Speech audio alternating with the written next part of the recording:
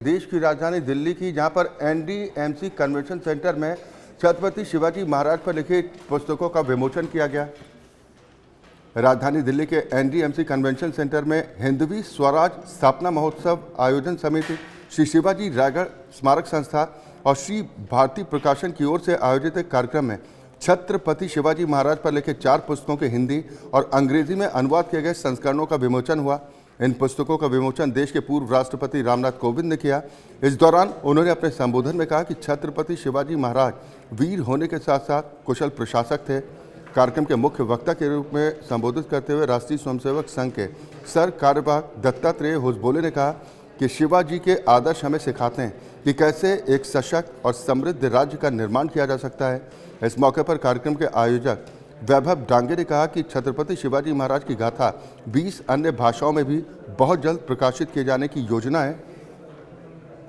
NDMC convention centre में हिंदवी स्वराज स्थापना महोत्सव आयोजन समिति, श्री शिवाजी रायगढ़ स्मारक संस्था और श्री भारती प्रकाशन की ओर से इस कार्यक्रम का आयोजन किया गया, जिसमें छत्रपति शिवाजी महाराज पर लिखित 4 पुस्तकों के हिंदी और अंग्रेजी में अनुवाद किए गए संस्करणों का विमोचन किया गया। इन पुस्तकों का विमोचन देश के पूर्व राष्ट्रपति रामनाथ कोविंद ने किया। उन्होंने अपने संबोधन में कहा कि छत्रपति शिवाजी महाराज वीर होने के साथ साथ एक कुशल प्रशासक थे।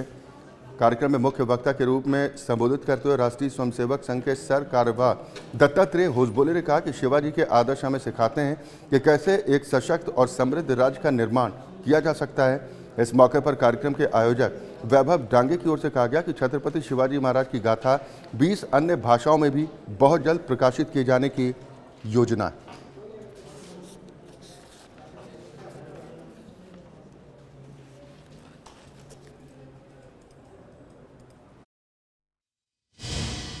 देखिए, छत्रपति शिवाजी महाराज या ऐसे जो महापुरुष हमारे देश में हुए, उन्होंने सही मायने में इस देश का स्वाभिमान जागृत करने का कार्य किया है। दुर्भाग्यवश हमारे देश में ऐसे महापुरुषों को हमने भाषा, प्रांत, जाति इसमें बांटा।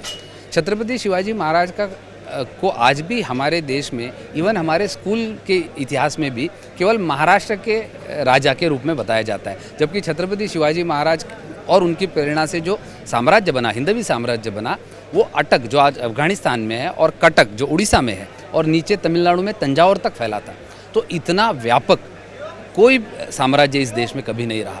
तो मुद्दा ये नहीं है कि छत्रपति शिवाजी महाराज ने वहाँ तक साम्राज्य फैलाया नहीं फैलाया। छत्रपति शिवाजी महाराज में सही मायने में इस देश में स्वाभिमान की जागृति की।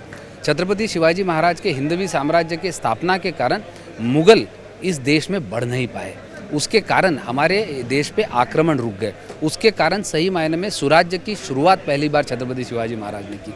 और स्वराज्य की शुरुआत कैसे की? तो लोगों की व्यवस्था की, इरिगेशन की व्यवस्था छत्रपति शिवाजी महाराज ने लाई, टैक्सेशन की सिस्टम छत्रपति शिवाजी महाराज ने लाई। आज के लगत के इतिहास में उन्होंने अपनी करेंसी बनाई।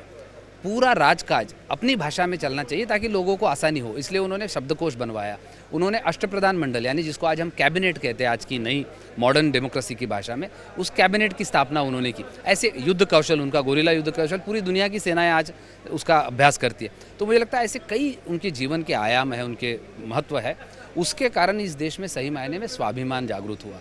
और उसी संबंध में जो 4 किताबें श्री शिवाजी स्मारक मंडल समिति ने बनाई थी, उसका हिंदी और अंग्रेजी का अनुवाद आज पूर्व राष्ट्रपति रामनाथ कोविंद जी और राष्ट्रीय स्वयंसेवक संघ के सर कार्यवाहक श्रीमान दत्तात्रेय जी के हाथों हुआ है।